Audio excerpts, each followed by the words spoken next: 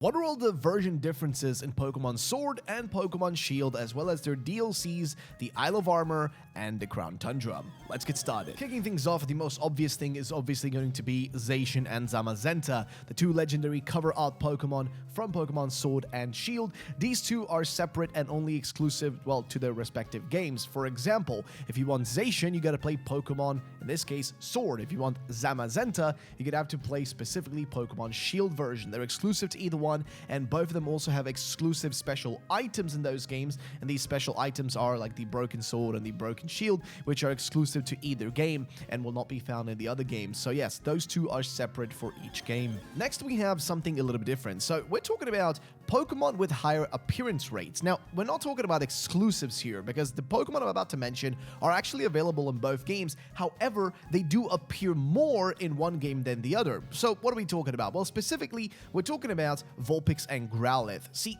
Vulpix actually appears more in Pokemon Sword version. However, Growlithe appears more in Shield version. So they're not exclusive to either game, but they have an increased rate respectively. So in this case, like I said, Vulpix appears way more in Sword, and Growlithe appears way more in Shield version. This is a weird little exclusive thing.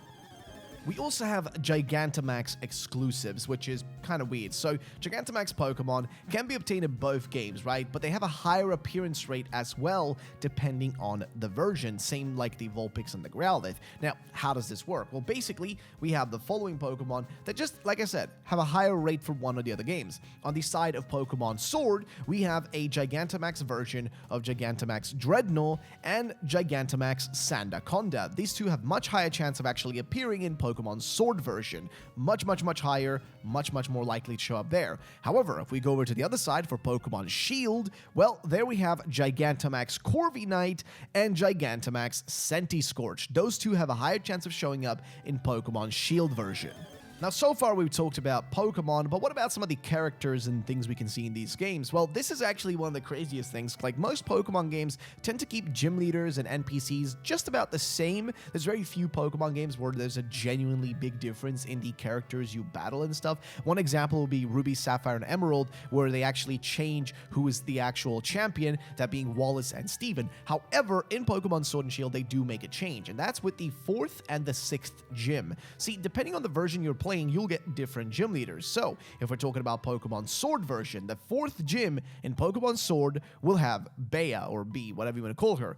Bea will basically be the one you'll be going up against in the 4th gym. However, if you go over to Pokemon Shield, the 4th gym will instead have Alistair. And it doesn't end there, right? Like, there is still more differences as well. But I should also point out that their actual gyms also change. Like, the actual look of their gyms. If you go to the gym, the 4th gym in Pokemon Sword and Shield, depending on the version, the gym will look different and it will match the typing. For example, for Bea, the gym will look more like a fighting type gym, with the fighting type color matching way more, being orange and kind of brownish. Whereas if Alistair is the one who's the gym leader, it will have more of a ghost theme to it, with like ghostly look to it and more purple. So yes, there is a literal difference in these two gyms between the versions, like an actual genuine difference. But like I said, that's not the only one. There's another set of gym leaders that are different. However, their actual gym design stays the same. And we're talking about Jordy in Pokemon Sword. So Jordy is in Pokemon Sword version. However, in Pokemon Shield, Melanie, which I think is his mom, is actually the gym leader instead. So if you're playing Pokemon Sword, you'll be up against Jordy, but if you're playing Pokemon Shield, you'll be up against his mom, Melanie, instead. And both of them do use the same type of Pokemon, so there's not really much of a difference in terms of that. Like, there's a slight difference, but overall, it actually stays the same. In this case, if we're going to put it bluntly, basically Jordy uses rock-type Pokemon, whereas Melanie specializes in ice-type Pokemon. So there is a literal difference, but it's, you know, kind of minute. Nonetheless, though, this is a big difference overall. The fact that there are literally different gym leaders, like 2 totally different gym leaders per game, is kind of crazy. Like, Pokemon doesn't really do that, so it was kind of cool that they decided to do it for this game. Speaking of characters still, there's actually a difference in the DLC. Now, the DLC has a lot of differences, like version exclusives, but we're going to talk about that a little bit later. Instead, I want to talk about, again, NPCs. And there is an interesting set of NPCs in these games and in the DLC that are a bit different. And we're talking about the rivals. See, interestingly enough, with Sword and Shield's DLC, the Isle of Armor, they actually decided to introduce new rivals, something that Pokemon doesn't really do do a lot. It's not like they always introduce new rivals every new game. Usually the rivals stay the same, and usually we have just the same rival over and over again. However, they actually decided to introduce someone new this time around. This new character who arrives are the following. For Pokemon Sword version, the exclusive one is Clara. Now, Clara is a poison type user, and she's only available in Pokemon Sword's expansion pass, right? You will not be able to see her at all anywhere else. She will specifically be the one you run into if you're playing Pokemon Sword version. However, in Pokemon Shield, you'll run against Avery, who specializes in psychic type Pokemon. And guess what? The story with these two stays about the same, but their dialogue is different. They're not like a carbon copy of each other. They are genuinely two different characters. And I'm gonna be real, I appreciate that they decided to actually do a little bit of a difference between the versions here and make these two characters unique in some shape and form. Because this way, it just makes the journey feel a little bit more unique, and it makes you kind of give you a reason to want to play both versions. Like, overall, I think it's pretty awesome. But again, I just think it's a cool little difference. I think it's cool that they did it, but that's pretty much it. Next, we have some version differences in, of course, the items. See, there are some version exclusive items between Pokemon Sword and Pokemon Shield, and they are as follows. If we're looking at Pokemon Sword version, we have the Rusted Sword, which is what I mentioned earlier, which is a broken sword that you get your hands on, which is necessary for you to get your hands on none else than, of course, Zacian. However, if you go into Pokemon Shield, it's instead going to be called the Rusted Shield. And again, this item is exclusive to Pokemon Shield version and is used to get your hands on Zamazenta. But those are only 2 items. What about the rest? Well, there is actually a few more. The one on the sword side would be the Tart Apple. Now, the Tart Apple is a specific item that's needed if you want to evolve, Applin, and just, in general, if you want to evolve Applin into really anything, you need the Tart Apple because it will actually allow you to evolve Applin into Flapple. However, on the other side of the things, in Pokemon Shield, you have the Sweet Apple. Now, the Sweet Apple is a little bit different because this instead will evolve Applin into Appleton. So, yes, these 2 items are exclusive. Tart Apple is found in Pokemon Sword, and Sweet Apple is found in Pokemon Shield. But again, it doesn't end there. There's actually 2 pieces of food that differ between the versions. So in Pokemon Sword, you have Bob's Food Tin. That's actually found specifically here, and Bob's Food Tin is basically an ingredient used while cooking curry in Pokemon Sword and Shield, as well as the Isle of Armor and the Crown Tundra. So this specific item is exclusive to just Pokemon Sword, and you will not find it anywhere else, and you can just buy this thing from one of the people in the wild area. However, if you're playing Pokemon Shield, there is a different food item that's actually exclusive, and that's Box Food Tin. Box Food Tin is exclusive to Pokemon Shield and not at all available in Pokemon Sword. So kind of a cool little difference. Again, it's weird that they did have some item differences, but at least it's interesting. Next, we have fossils. So of course, fossils have once again returned when they did come back in Sword and Shield. Like, they kind of skip every other generations with, fossils, and they don't always include them, but they did bring them back for Pokemon Sword and Shield. And guess what? There are some version differences here. So if you're in the wild area and you're hunting for these things and you try to get your hands on them, you're going to have to talk to the digging duo, a pair of brothers who basically just dig for rare items.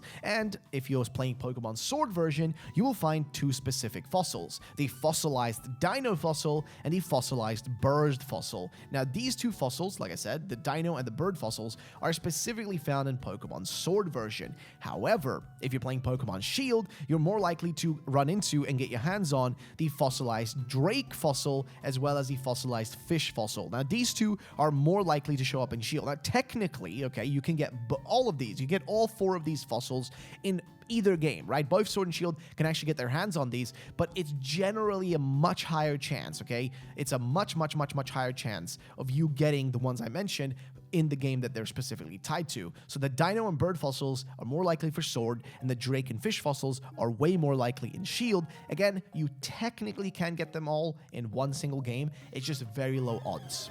Next, we're going to take a look at the actual exclusives that exist between these 2 games. We're going to start with Pokemon Sword version. So, in Pokemon Sword, you have the following Pokemon that are exclusive to that game. That being Farfetch'd, in this case Galarian Farfetch'd, as well as the Galarian Darumaka and its evolution, Galarian Darmanitan. But it doesn't end there. We also have Flapple, which was specifically exclusive to this version, as well as Surfetch'd, which was also exclusive, which was the evolution of the Galarian Farfetch'd. Stonejourner is also exclusive to Pokemon Sword, as well as Indeedee, the Seedot family, Mawile, Solrock, and Basculin's red striped form.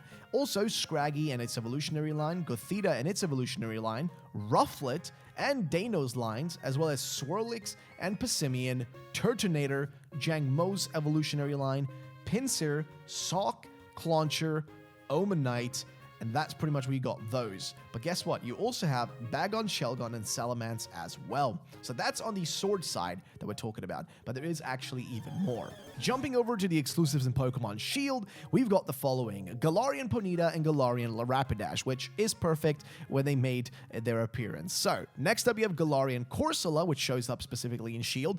Appleton is also exclusive to Shield. You also have Cursula, which is the evolution of Corsola, Ice-Cube, Indeedee, Larvitar and its evolutionary line, Lotad and its evolutionary line, as well as Sableye, Lunatone, Croagunk, Toxicroak, and blue-striped Basculin, Solosis, and Volibee are also here. Spritzy, its evolutionary line too, Gumi, Sligo and Gudra, Oranguru, Drampa, Heracross, Throw, Skrelp, as well as Kabuto and Kabutops, and finishing it off with Gible, Gabite, and Garchomp. So those are some of the general exclusives. There's even more actually though, and we're talking about legendaries in this case, so let's get to those. So, in Pokemon Sword version, if you do the Dynamax Adventures, there are some actual exclusive legendaries that will show up if you go down into the Dynamax Dens, and here you'll find the following Pokemon. If you're playing Sword, you can run into Ho-Oh, Latios, Groudon, Dialga, Tornadus, Reshiram, Xerneas, Solgaleo. All of these guys will show up down there if you go hunting for them. But again, that's not all. In Pokemon Shield, you have the following Pokemon: Lugia, Latias, Kyogre, Palkia, Thundurus, Zekrom, Yveltal, and Lunala. All of these are exclusive to each other and basically makes it so there is a bit of a difference there. But that wasn't the only thing. There was also some wild exclusive Pokemon, which I've kind of talked about. I kind of already mentioned them. But some of these were in Pokemon Sword. It was actually Omanite, Omastar, Bagon, Shelgon, and Salamence. These were all wild exclusive Pokemon. And on the other hand, though, in Shield, you had Kabuto, Kabutops, Gible, Gabite, and Garchomp. These were all exclusive to that side of things. And if you go to the Isle of Armor, the exclusives in the Isle of Armor were actually Heracross, Clauncher, and Clawitzer, whereas in Shield, the exclusives were Pinsir, Skrelp, and Dragalge. So Sword got Heracross, Clauncher, and Clawitzer, Shield got Pinsir, Skrelp, and Dragalge. And these again were all exclusives that you could actually run into.